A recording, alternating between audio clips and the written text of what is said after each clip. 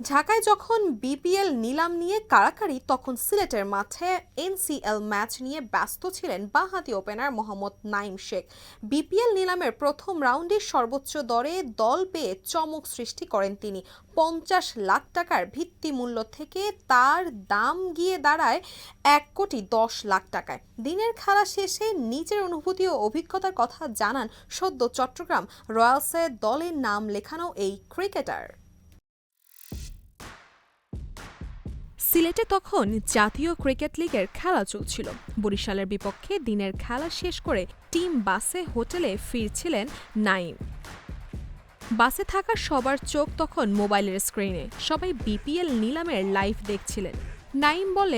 নাইম বলেন সবাই খুব উত্তেজিত ছিল। কে আগে দল পাবে, লিটন ভাই নাকি আমি? হঠাৎ আমার নাম ঘোষণা হতেই বাসের সবাই উল্লাস আর উদযাপন শুরু করে। মুহূর্তটা আমার জন্য খুবই মজার এবং আবেগঘন ছিল। নিলামের আগে কেমন অনুভব করছিলেন এমন প্রশ্নের জবাবে নাইম জানান তিনি শুরুতে খুব একটা মনোযোগ দেননি, তবে জানতেন অন্তত 3টি দল তাকে নিতে আগ্রহী, তাই অবিকৃত থাকার ভয় ছিল না।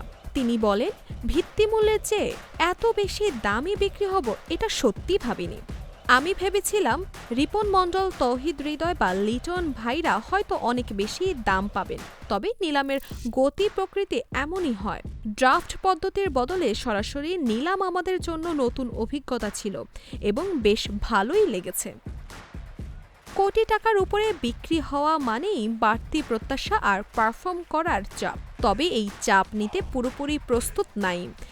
নিজের আত্মবিশ্বাসের কথা জানিয়ে তিনি বলেন টাকার অঙ্কের দিক থেকে আমি ঢাকা প্রিমিয়ার লিগে এমনিতেই শীর্ষ 5 উপার্জনকারীর একজন, তাই টাকার সাথে যে বাড়তি প্রত্যাশা বা চাপ থাকে সেটাতে আমি আগে থেকেই অভ্যস্ত।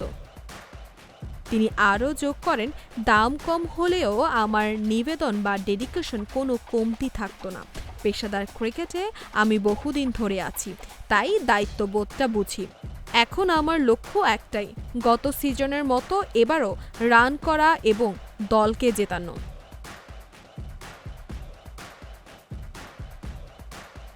দর্শক, এই ছিল স্পোর্টস এর আজকের মতো আয়োজন। খেলার দুনিয়ার নতুন নতুন আপডেট পেতে চোখ রাখুন জিডি স্পোর্টসে।